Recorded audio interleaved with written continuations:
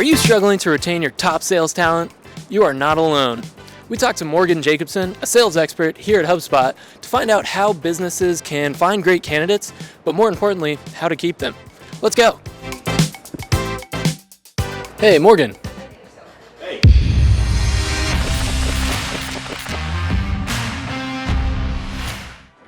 So, in your opinion, what makes a great salesperson? Good question. What makes a great salesperson, it's obviously different. These are different human beings, but in my experience, some of the main qualities are emotional intelligence. They can be empathetic to their prospects. They can understand a little bit about what they care about and then dial in their sales pitch to those people. And I think the other main point is they're very curious naturally. They want to learn more about things and people and technology. And the really best salespeople can apply that to their craft. So what's the hardest thing about being in sales? There are many hard things about being in sales. I'd say the hardest is you kind of feel like you're pushing a boulder up a hill for every day of the month. And if you hit your goal or you don't, it doesn't really matter. That clock resets right away. So all that work can kind of feel like it went nowhere because you're just kind of going again and trying to hit your quota again. So staying focused in that is a really difficult thing to do. When you're looking to acquire new talent, what do you look for in a person who's going to join your team? So there needs to be a really good partnership between your recruiting organization, however that's structured, and your sales team.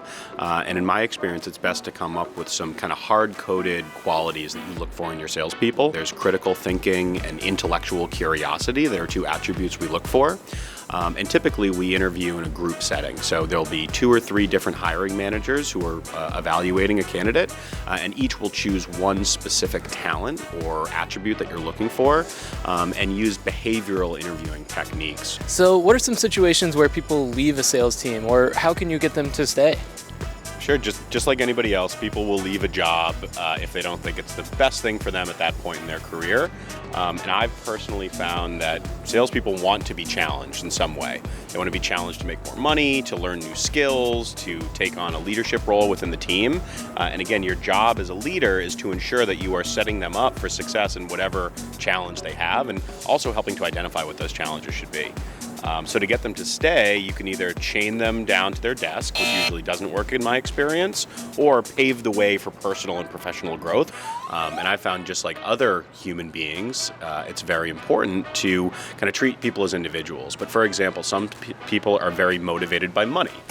And if you try to convince them that they should want to be a leader, they're not going to be motivated. So you help build financial goals that tie into their real life goals, like buying a house. And that's a really good way to keep that person motivated. But maybe you really want to become a leader someday. And my job as your manager is to help you figure out what skills you need to take on leadership. And it's a slightly different way of motivating you. So what are some ways that you nurture your team members every day and keep them engaged? So I think it's important to understand the personalities of everyone in your team, because it's not going to be the same response to each of them. So for example, if you know somebody personally, it's going to be a little bit easier to engage them and to share a relevant article that you know is tied into something they're working on. On the professional side, it's very important on a quarterly basis to keep in touch with the specific skills that a rep is working on. Arm wrestling, in your one-on-one meetings with your team members, if they beat you, they get to lead the team. Arm wrestling is a wonderful tool.